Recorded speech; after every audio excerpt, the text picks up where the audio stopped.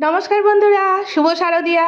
খাবার টেবিলে আমি রুমা আবার হাজির হয়ে গেছি লাঞ্চ ডিশেস শেয়ার করার জন্য। আর আমার হাজব্যান্ড দেখুন খাবার ডিস্ট্রিবিউট করতে বসে পড়েছেন।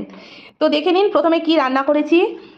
প্রথমে আছে স্টিম রাইস, এরপর আছে আলু উচ্ছে আর পেঁয়াজ একসঙ্গে ভাজা, তারপর আছে ভেন্ডি দিয়ে আলু দিয়ে বেগুন দিয়ে ঝিঙে দিয়ে একটা মাখা মাখা তরকারি, আর আছে বাটা মাছের সর্ষে বাটা দিয়ে তেল ঝাল, আর অবশ্যই সেই চাটনি কালকে যেটা করে রেখেছিলাম এটাই এখন চলছে।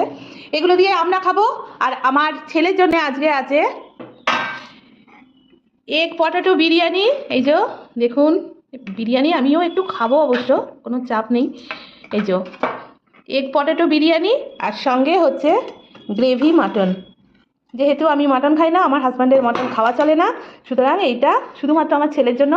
আর সব কিছুর সঙ্গে আছে কেন্টের জল। তো বন্ধুরা জানাবেন আমার লাঞ্চ ডিশেস আপনাদের কীরকম লাগলো। টাটা।